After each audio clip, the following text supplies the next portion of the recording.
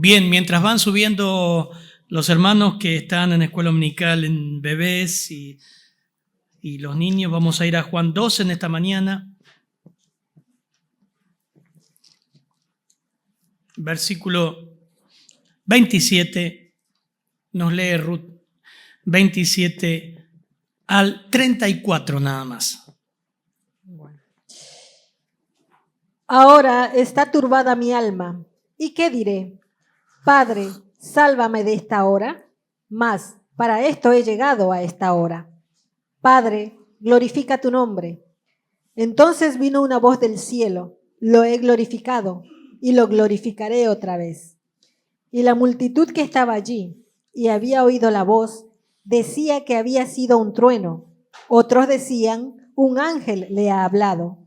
Respondió Jesús y dijo, no ha venido esta voz por causa mía, sino por causa de vosotros. Ahora es el juicio de este mundo. Ahora el príncipe de este mundo será echado fuera. Y yo, si fuere levantado de la tierra, a todos atraeré a mí mismo. Y decía esto dando a entender de qué muerte iba a morir. Le respondió la gente, nosotros hemos oído de la ley, que el Cristo permanece para siempre. ¿Cómo pues dices tú que es necesario que el Hijo del Hombre sea levantado? ¿Quién es este Hijo del Hombre? Oramos. Padre, gracias por este texto que hoy nos toca estudiar. Ayúdame a explicarlo bien, explicar el texto, centrarnos en él y que tu Espíritu hable a cada corazón. Señor, es tu voz, no la del pastor. Que cada persona que está acá o viendo o escuchando en algún momento oiga tu voz, porque tú hablas a través de tu palabra. Oramos para que pueda ser entendible la explicación y tú ministra y obra a través de la iluminación de tu Espíritu. En tu nombre, Señor. Amén. El Señor, estamos ahí después de la entrada triunfal. Griegos que buscan al Señor, personas que buscan al Señor con su propio criterio, con su propia forma de buscar, y Él va corrigiendo. ¿Se acuerdan que terminamos en versículo 26, versículo 20 y al 23?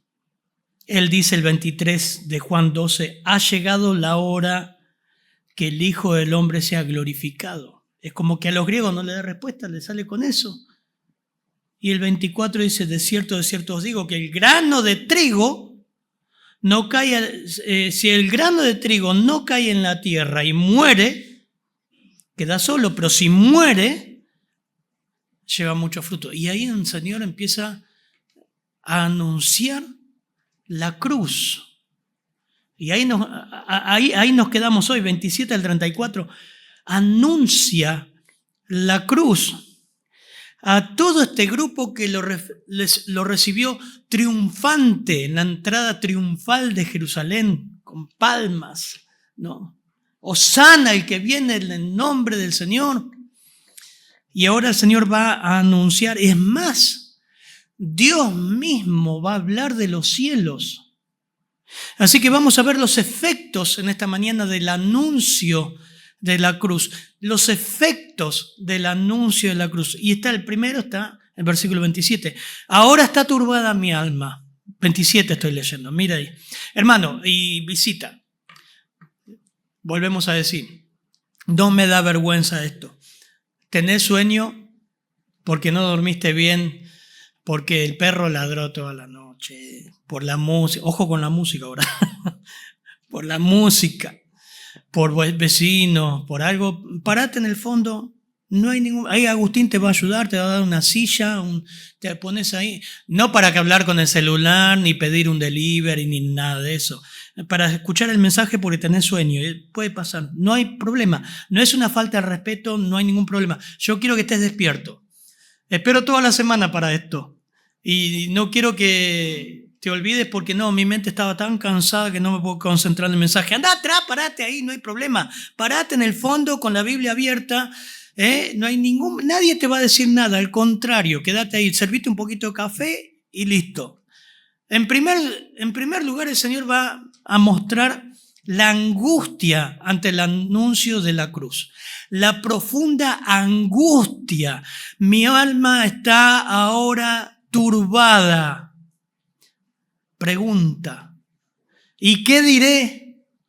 Padre, sálvame de esta hora. Mas para eso ha llegado esta hora. Hay una tensión entre su naturaleza física y su naturaleza espiritual. Fíjense el versículo 27, hay un diálogo entre sí mismo que lo escuchan los discípulos.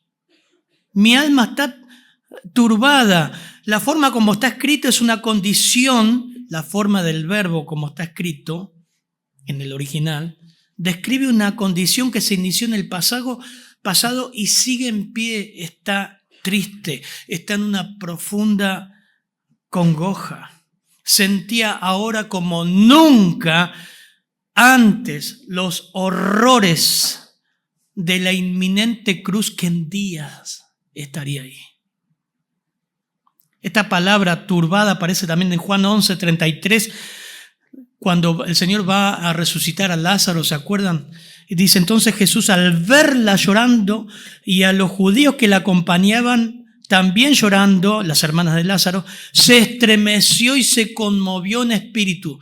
Profunda congoja que le dijo, ¿dónde le pusiste? Y le dijeron, Señor, ven y ve. Y Jesús lloró. Así estaba ahora. Salmo 42:6 dice, Dios mío, mi alma está abatida en mí.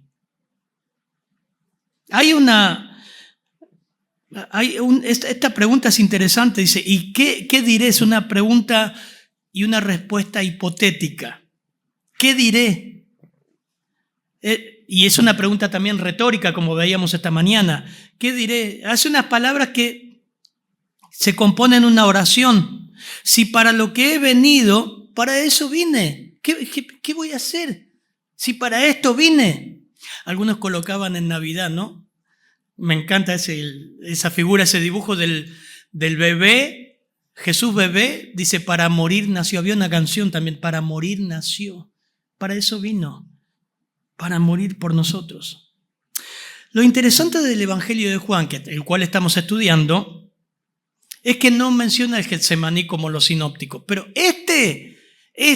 Juan 11:27, es el Getsemaní de Juan. Cuando el Señor comienza a tener una profunda congoja. Un autor decía, para que sepamos, Cristo no fue a la cruz con indiferencia o algo mecánico o sin sentirlo. Bueno, voy a la cruz por ustedes. Jesús en su humanidad sintió dolor asociado con el cargar la maldición del pecado. Dolor. Mi alma está profundamente consternada, turbada, pesar, congoja. No fue indiferente eso al Señor. Por vos y por mí. Gálatas 3:13 nos dice, Cristo nos redimió de la maldición de la ley, hecho por nosotros maldito. Porque está escrito, maldito todo el que es colgado en un madero. Hebreos 5:7 nos dice, y Cristo en los días de su carne ofreciendo ruegos. Hebreos 5:7, fíjense el autor de Hebreos, ofreciendo ruegos y súplicas con gran clamor y lágrimas al que le podía librar de la muerte, fue oído a causa de su temor reverente. Acá está, es lo que está diciendo el autor de Hebreos, que no sabemos quién fue, algunos dicen Pablo, Lucas, pero evidentemente está tomando también lo que pasó con Juan. Mi alma está turbada. Aunque era hijo, por lo que padeció, aprendió la obediencia y habiendo sido perfeccionado, vino a ser autor de eterna salvación para todos los que le obedecen. Y fue declarado por Dios sumo sacerdote. Un autor también escribe algunos pasajes en vista de la alegría eterna. Iba a completar la misión asignada por el Padre. Hebreos 10:7. Entonces dije, he aquí vengo, oh Dios, para hacer tu voluntad. como en el rollo del libro está escrito de mí, diciendo: primero, sacrificio y ofrenda y holocausto y expiaciones por el pecado no quisiste, sino ni te agradaron. Versículo 9 de Hebreos 10, diciendo luego: he aquí vengo, oh Dios, para hacer tu voluntad. Quita lo primero para establecer lo último. En esa voluntad somos santificados mediante la ofrenda del cuerpo de Jesucristo, hecha una vez y para siempre. La salvación es eso, hermanos. Una sola vez fue entregado el Señor por nosotros, una sola vez. Una sola vez nos perdonó para siempre. Todo lo que hicimos, lo hacemos y haremos. El perdón de Dios es perfecto. Hebreos 12:1, puesto los ojos en Jesús, el autor y consumador de la fe, el cual por el gozo puesto delante de él sufrió la cruz, menospreciando lo oprobio, y se sentó a la diestra del trono de Dios. Consideren a aquel que sufrió tal contradicción de pecadores contra sí mismo, para que vuestro ánimo, hermanos, vuestro ánimo no se canse hasta desmayar, porque aún no han resistido hasta la sangre combatiendo contra el pecado, como lo hizo el Señor. En Juan 12, ahí nomás yendo al versículo 24, el Señor lo anuncia: si el grano de trigo no cae en tierra y muere, queda solo, pero si muere, lleva mucho fruto. Acá está el fruto. La angustia del Señor, el efecto del anuncio de la cruz, la angustia del Señor. No fue a la cruz con indiferencia o sin sentirlo. Sintió una profunda angustia. Qué tremendo, ¿no? Pensar eso, ¿no? Lo que hizo nuestro pecado al Señor. Lo que le costó nuestro pecado al Señor. Pero en segundo lugar va todo el texto, el versículo 28. Padre, glorifica tu nombre. Entonces, el segundo efecto, miren lo que dice.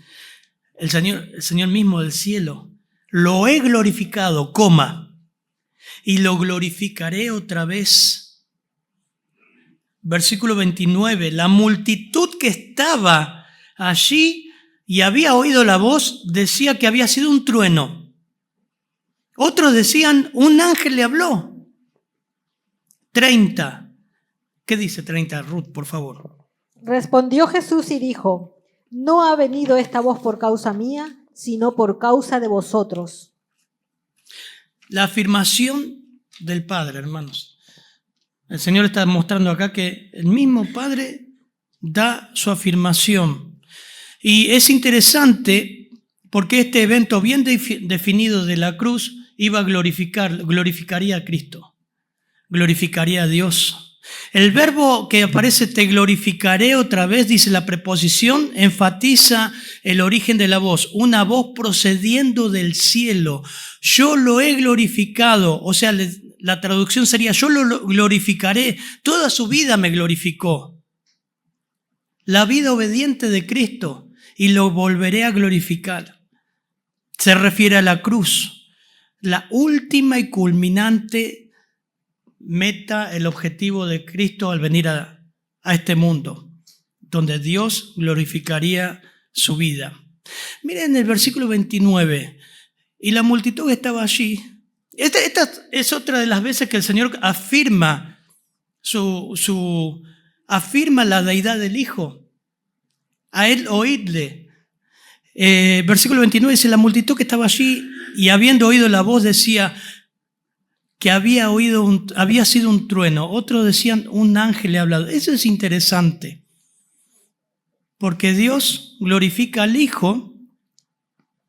Los discípulos seguramente lo escuchan claramente, pero la gente que está ahí, los griegos, toda la gente que le aclamaba, atribuyó esa voz a un trueno. No oyeron. Fue audible, comprensible para Jesús, seguramente también para los discípulos. Pero la multitud dice que escuchó un trueno. Interesante, ¿no? La multitud decía, repitiéndolo continuamente: fue un trueno, fue un trueno. A menudo la condición espiritual de las personas determina si entiende las palabras habladas o si solamente oye un sonido. Y eso está en toda la Biblia. A menudo la condición espiritual de las personas determina si realmente oyó a Dios o no oyó a Dios. ¿Se acuerdan que lo empecé a repetir? La importancia de oír a Dios. Hechos 22, 9, en la conversión de Pablo, cuando Pablo vuelve a retomar y cuenta su conversión, Hechos 22, dice, los que estaban conmigo vieron a la verdad la luz. Miren esto, Hechos 22, 9. Y se espantaron. Vieron la luz y se espantaron. 22, 9. Pero no entendieron la voz del que hablaba conmigo. Nunca nos pusimos a ver eso, ¿no? A un pasaje del Antiguo Testamento que ahora vamos a ver. Y dije, ¿qué haré, Señor? Dijo Pablo. Y el Señor me dijo, levántate y ve a Damasco y allí se te dirá lo que está ordenado que hagas. La mayor parte decía que había tronado un trueno. Otros dijeron que fue un ángel, ¿no? En Éxodo 19:16, dice, aconteció que al tercer día, cuando vino la mañana, vinieron truenos y relámpagos y espesas nubes sobre el monte y sonido de bocina muy fuerte, y se estremeció todo el pueblo que estaba en el campamento. Y Moisés sacó al campamento para recibir a Dios y se detuvieron al pie del monte. Y solamente Moisés pudo oír a Dios, el resto oyó truenos. 2 Samuel 22:14 dice, tronó desde los cielos Jehová y el Altísimo dio su voz. Muchos pasajes del Antiguo Testamento que muestra que no todos oyeron la voz de Dios. Hebreos habla, si oyereis hoy su voz, no endurezcáis vuestros corazones. Otros decían, un ángel ha hablado. Con frecuencia los ángeles hablaban en el Antiguo Testamento y en el Nuevo Testamento con María. Daniel 10, cuando tuvo la visión, voy a ir un poquito más, Daniel 10:7 dice, y solo yo, Daniel, vi aquella visión. La visión fue el Señor que se le apareció, muestra la preexistencia de Cristo. Solo yo, Daniel, vi aquella visión y no la vieron los hombres que estaban conmigo, sino que se apoderó de ellos un gran temor y huyeron y se escondieron. Yo cuando empecé a meterme en este pasaje digo, para. Entonces, Daniel 10:4, esa visión la vio Daniel, pero el único que oyó fue Daniel. No quiere decir que los otros no la vieron, pero les causó temor, huyeron y se escondieron, Daniel 10:7. Que después, 10:8 de Daniel 10:8, que después yo solo y vi esta gran visión y no quedó fuerza en mí. Antes mi fuerza se cambió en desfallecimiento. No tuve vigor alguno, pero oí el sonido de sus palabras. Y al oír el sonido de sus palabras, caí sobre mi rostro como Juan en la isla de Patmos, y en un profundo sueño y con mi rostro en tierra. ¡Wow! El asunto no es que Dios no hable. El asunto es que los pecadores son sordos. Es la realidad del resultado de la caída. Es la realidad del juicio divino. La gente no oye a Dios. No oye a Dios. Mateo 13:14 dice, de manera que se cumplen en ello las profecías de Isaías cuando dijo, de oído oiréis y no entenderéis, viendo veréis y no percibiréis, porque el corazón de este pueblo se ha engrosado y con los oídos oyen pesadamente y han cerrado sus ojos. No está hablando de cerrar sus ojos como vos que te estás durmiendo, no se están durmiendo, pero está el hecho de que el pecado hace eso en el corazón de los hombres. No te deja oír a Dios. No te deja oír a Dios. El efecto que tuvo la declaración de Dios sobre Cristo en Juan 12:28. Vino una voz del cielo, lo he glorificado y lo glorificaré otra vez. La multitud que estaba ahí, el segundo punto, el segundo efecto del anuncio de la cruz, la afirmación del Padre. No solamente el sufrimiento anuncia el sufrimiento de Cristo, la afirmación del Padre. Oímos un trueno, Otros decían, un ángel ha hablado. Pero mira el versículo 30, ¿qué nos dice Ruth, por favor? Respondió Jesús y dijo, no ha venido esta voz por causa mía, sino por causa de vosotros. Es interesante, porque ahí te aclara lo que recién te estábamos diciendo. 1 Corintios 2:14 dice que el hombre natural no percibe las cosas que son del Espíritu de Dios porque para él son locura. No las puede entender porque solamente se puede discernir espiritualmente. No puede entender. Si vos no entendés lo que dice la Biblia, ya es un problema mayor, cristiano. Te estás dando cuenta que nosotros cuando compartimos el Evangelio, Dios tiene que abrir los ojos porque la persona no puede entender, no puede discernir. Ahora también en el cristiano, si estás en pecado, no estás en comunión con Dios, estás amando el mundo, no estás orando, no estás leyendo la Escritura. Muy difícil. Dios no te va a hablar a través de la borra del café o a través de la curandera de la vuelta.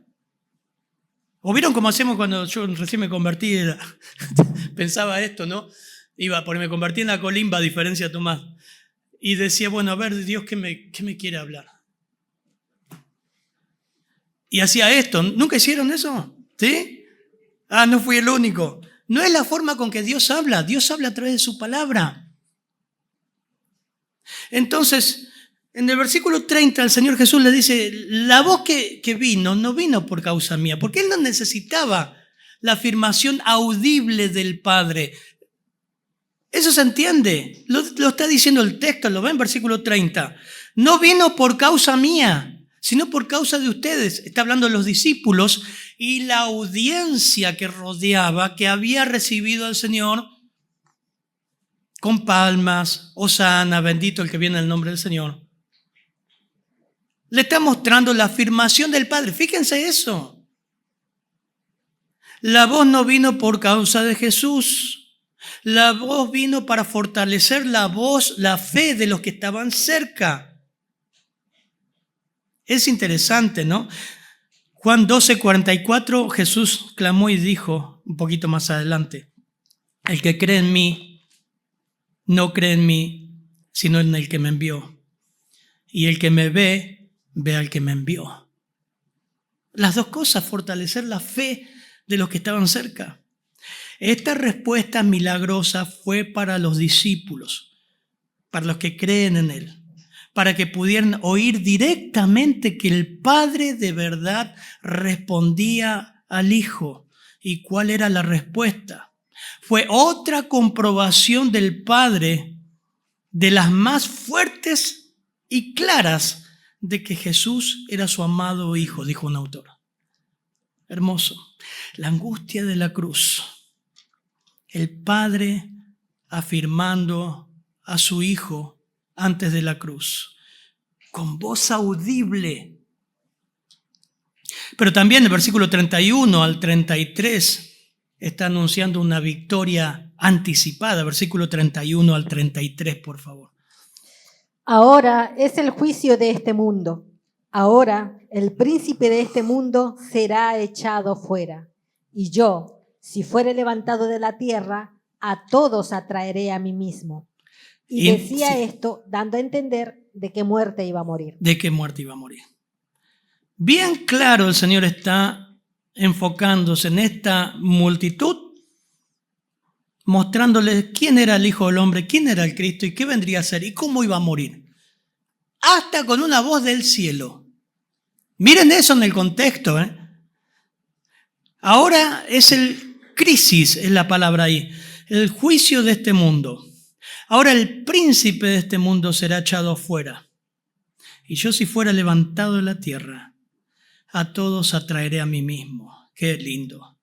Y decía esto dando a entender de qué muerte iba a morir.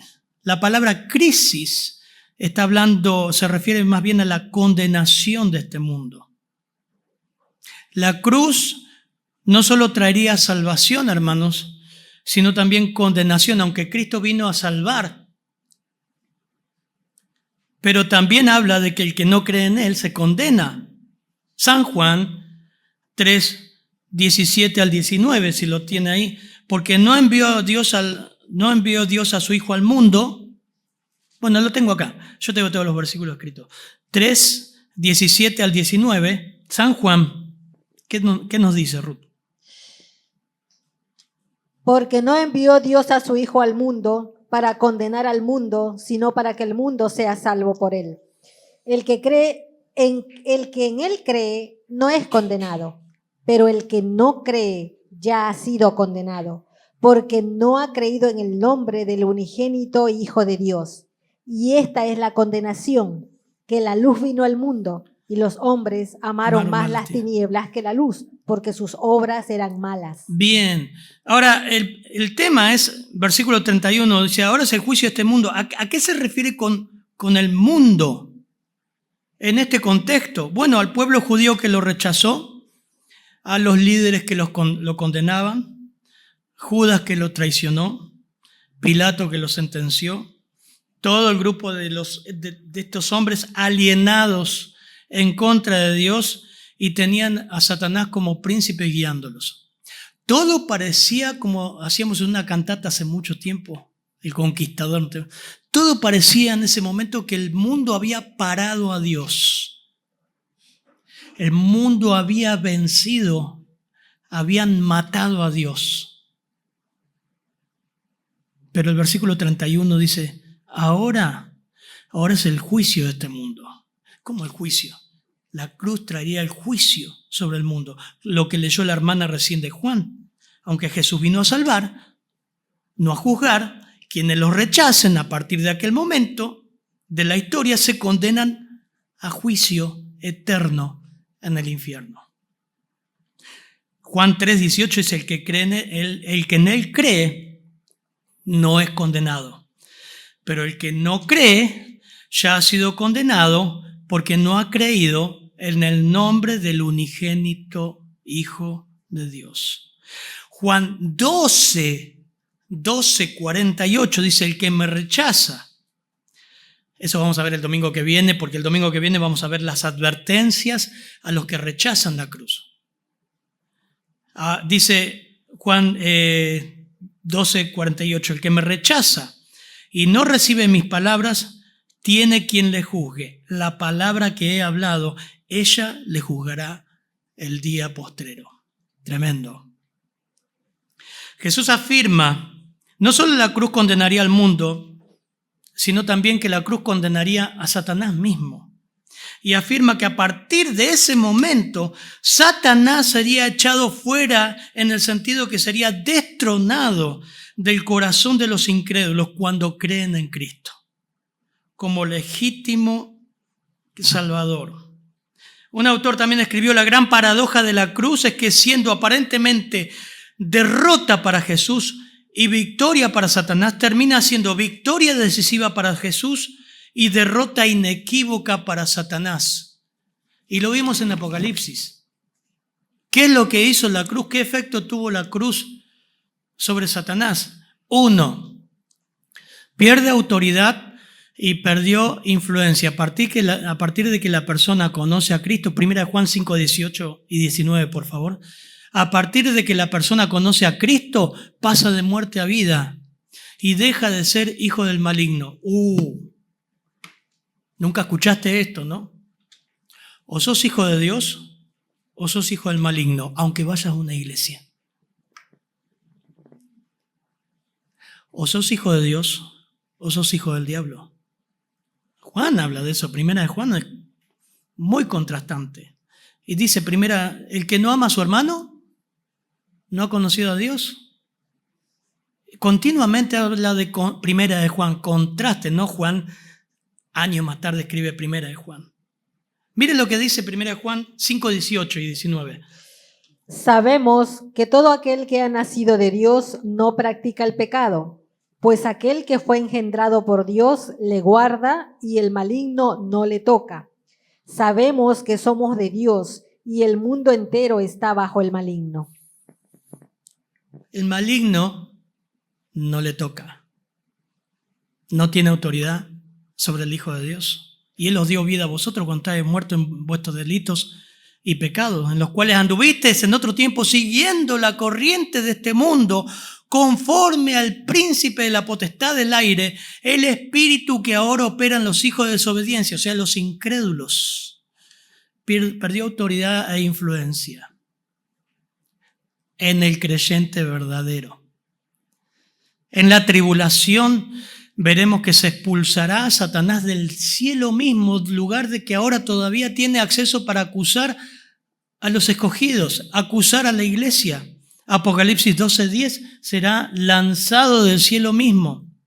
En tercer lugar, al final de la tribulación se expulsará al abismo por todo el reino milenial. Apocalipsis 20, 1 al 13. Y al final de todo será pasado, puesto en el lago de fuego, Apocalipsis 20:10, arrojado donde está el falso profeta, la bestia y los incrédulos. La aparente victoria de Satanás en la cruz marcó su completa derrota. Así que eso nos está llevando a este texto tan importante, versículo 31. Entonces ahora es el juicio de este mundo, ahora el príncipe de este mundo será echado afuera. Eso trajo la cruz. Pero algo más, versículo 32, Ruth, por favor. Y yo, si fuere levantado de la tierra, a todos atraeré a mí mismo.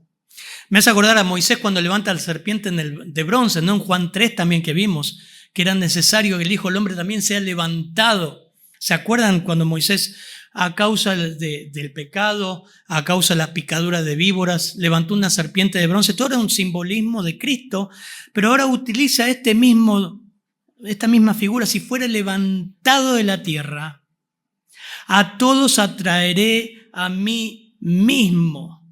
Qué lindo. La victoria anticipada.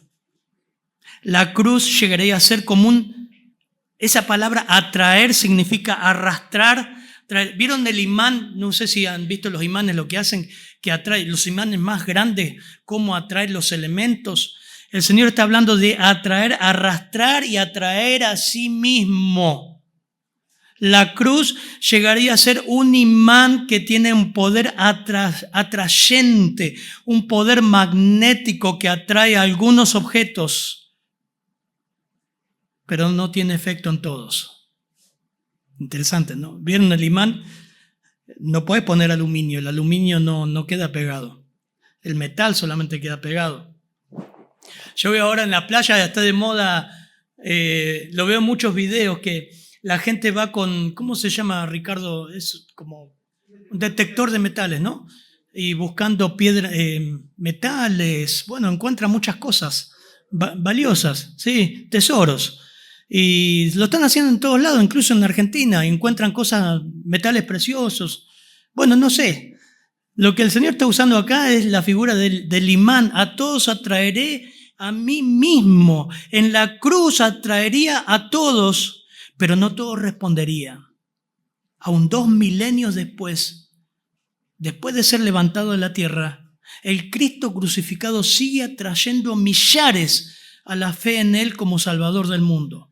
El poder atrayente de la cruz se debe al hecho de que es la suprema revelación de la persona de Dios y el supremo ejemplo de amor redentor en su Hijo.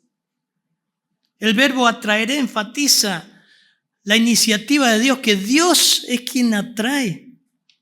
No es el hombre que va al imán. No hace falta mucho explicar para saber que es el imán el que atrae, no el metal al imán. No hay acceso a Dios sin la cruz. Y eso te está diciendo el texto. La forma de ir a Dios es a través de la cruz. Porque solo por medio de la muerte de Cristo hay expiación, redención satisfactoria por el pecado. Es a través de Cristo. Es la muestra más grande del amor de Dios. Muchos dicen, ¿cómo puedo saber que Dios me ama con todas las cosas que pasan? Los desastres que vemos en la semana, las tragedias, las enfermedades, la agonía, los accidentes, la partida de seres queridos. ¿Cómo puedo saber? Mirá la cruz. Fue la muestra más grande de amor de Dios por vos. Mata a su propio hijo. Solamente los que tenemos hijos podemos decir, es algo irracional, ¿no? No lo pensás. Entregar a tu hijo por violadores, por mentirosos, por ladrones, por blasfemos. Yo quiero que a mi hija nunca le pase nada, a mis hijos no le pase. Imaginad lo que voy a hacer como abuelo. Querés tener como una sobreprotección y que nunca sufran, ¿no? Los papás creo que somos así. No querés que nunca sufran, aunque sabés que la vida va a traer sus aflicciones. Dios planeó desde la eternidad matar a su hijo por vos y por mí. ¿Vos te pensás que Dios trajo gente buena, inmoral, a los pies de Cristo? No. Mirá los mandamientos. Samuel lo estudiábamos con evangelismo, ¿no? ¿Cómo era? Mentirosos, blasfemos, desobedientes a los padres, idólatras, ¿qué más? Adúlteros. Todo eso somos nosotros. La cruz atraería toda esa miseria de la cual estamos nosotros acá. A todos ellos. Por eso Hebreos 9:11, pero estando ya presente Cristo, sumo sacerdote de los bienes venideros por el más amplio y más perfecto tabernáculo, no hecho de manos, es decir, no de esta creación, no por sangre de machos cabríos, o sea, de sacrificios de animales ni de becerros, sino por su propia sangre, entró una vez para siempre al lugar santísimo, habiendo obtenido eterna redención por vos y por mí. Apocalipsis 5:9, hermoso. Cantaban en el cielo, vamos a estar cantando esto, hermanos. Cantaban un nuevo cántico diciendo, digno eres de tomar el libro. ¿Se acuerdan cuando el Señor toma el título de propiedad del universo para empezar sus juicios? Porque tú fuiste inmolado y con tu sangre nos has redimido para Dios de todo linaje, lengua, pueblo, nación, José Cepaz, Cuartel Quinto, San Miguel, Moreno, Muniz, San Miguel, Carapachay, de todos lados. Y nos has hecho para nuestro Dios reyes y sacerdotes y reinaremos sobre la tierra. Colosenses 1:12 dice, dando gracias al Padre que nos hizo aptos para participar de la herencia de los santos en luz. La luz vino al mundo. ¿Y los hombres? ¿Qué amaron? Pero acá está hablando de la luz, los santos en luz que abrazaron la luz, no rechazaron la luz. El cual nos ha librado de la potestad de las tinieblas, estoy leyendo Colosenses 1:13, y trasladado al reino de su amado Hijo, en quien tenemos redención, nos compra con su sangre y el perdón de pecados. Qué hermosura, la victoria anticipada. ¿Te está atrayendo la cruz? Puede ser esta mañana que te está atrayendo Dios a su amor, a su gracia, diciendo, yo te amo de tal manera que maté a mi hijo por vos, por tu miseria. Si no crees en mi hijo, no puedes entrar en el cielo, no puedes tener comunión conmigo. Su hijo dijo, yo soy el camino, la verdad, la vida, nadie va al Padre sino por mí. No es por tus obras, no es porque seas buenito, todos somos malos delante de Dios, todos somos pecadores.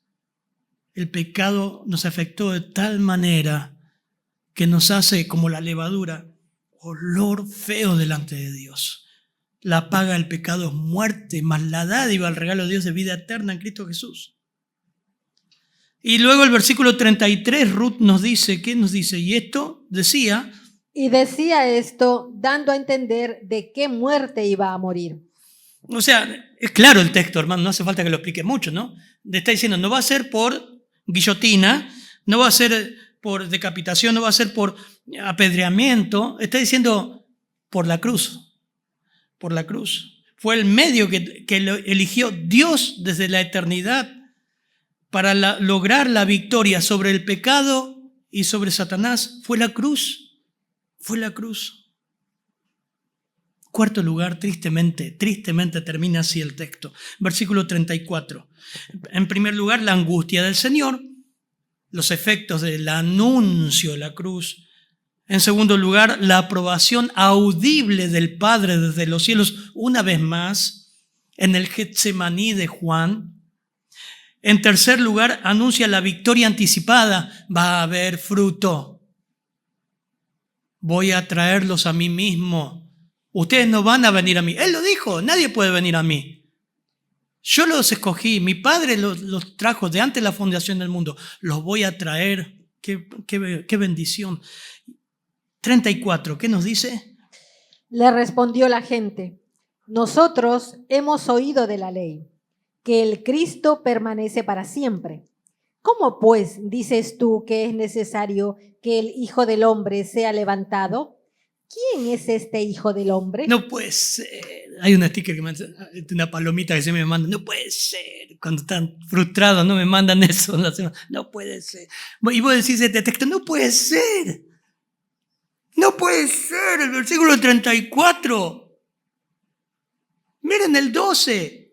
Ahí nomás. 12:12. Al siguiente día, grandes multitudes le habían venido a la fiesta al oír que Jesús venía a Jerusalén. Tomaron ramas de palmera y salieron a recibirle y clamaban: ¡Hosana, bendito el que viene en el nombre del Señor! No puede ser. ¿Saben cómo termina? ¿Y vos quién sos? ¿Quién es este Hijo del Hombre? Pero no lo estabas recibiendo ahí. Claro. Lo que está describiendo el Señor no es lo que ellos esperaban. Ese es el problema. Aparentemente ellos habían entendido correctamente que Jesús se identificaría como el Hijo del Hombre, versículo 23, versículo 22. Pero ellos interpretaban pasajes como el Salmo 89, 36. Su descendencia permanecerá para siempre. Salmo 110, que lo vimos con el inductivo. Hagan el inductivo, hermanos. Es una herramienta de gracia. Es una herramienta de gracia para que vos crezcas y metas manos en el texto. Haz el inductivo. Salmo 110, Jehová, versículo 2, Salmo 110, versículo 2. Enviará desde Sión la vara de tu poder, domina en medio de tus enemigos. Tu pueblo se te ofrecerá voluntariamente en el día de tu poder, en la hermosura de la santidad, desde el seno de la aurora. Tienes el rocío de tu juventud. Juró Jehová y no se arrepentirá. Tú eres sacerdote para siempre, para siempre, para siempre, para siempre. Ellos tenían ese concepto. ¿Cómo? Como la cruz. ¿Cómo nos estás dando a entender que vas a ir a la cruz? No vas a estar para siempre. No vas a dominar nuestros enemigos. Y le fue dado dominio, gloria, Daniel 7:14. Y reino, para que todos los pueblos, naciones y lenguas le sirvieran. Su dominio eterno que nunca pasará. Su reino, uno que no será destruido. Mala interpretación. Sacar cosas de su contexto, no entender el contexto amplio de las escrituras, de las profecías. Ellos entendieron lo que le querían entender. Acompáñenme el último texto, Isaías 52. Siempre leemos Isaías 51. Isaías 52, versículo 13. No leyeron bien el texto. ¿Ve qué importante que usted lea bien la Biblia y estudie la Biblia y lea bien el contexto? 52:13. Aquí que mi siervo será prosperado, será engrandecido, será exaltado y será puesto muy en alto. 52:13. 14, miren. Como se asombraron de ti muchos, de tal manera que fue desfigurado de los hombres su parecer. Y su hermosura, más que los hijos de los hombres, fue desfigurado. Así asombrará, por otra parte, el 15, a él, a muchas naciones. Así asombrará él a muchas naciones. Los reyes cerrarán ante él su boca, porque verán lo que nunca le fue contado y entenderán lo que jamás había oído. Pero sigue. ¿Quién ha creído nuestro anuncio? ¿O sobre quién se ha manifestado el brazo de Jehová? Ciertamente Él llevó nuestras enfermedades, sufrió nuestros dolores. Nosotros le tuvimos por azotado, por herido, por abatido de Dios. Mas Él herido fue por nuestras rebeliones y molido por nuestros pecados. Y el castigo de nuestra paz fue sobre Él, y por su llaga fuimos nosotros curados. Nosotros somos hijos de Abraham. Olvidaron esto. Estás acá en esta mañana y quizás has ido a un montón de iglesias. Has escuchado un montón de predicaciones. Y estás escuchando quizás. Nos estás viendo ahí. Y pocas veces te dijeron de la maldad de tu corazón, la importancia de tu pecado delante de Dios, y que Cristo no vino a darte un mejor matrimonio.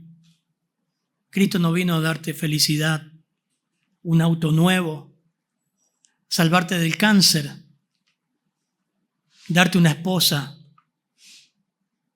porque eso es lo que busca la gente. Cristo vino a morir por tus pecados. Y lo que más le interesa a Él, tu vida eterna, tu estado delante de Dios. Necesitas el perdón de Dios. La forma que Dios muestra su amor es que mandó a su único hijo. Cambia la forma de pensar por lo que dice la Biblia.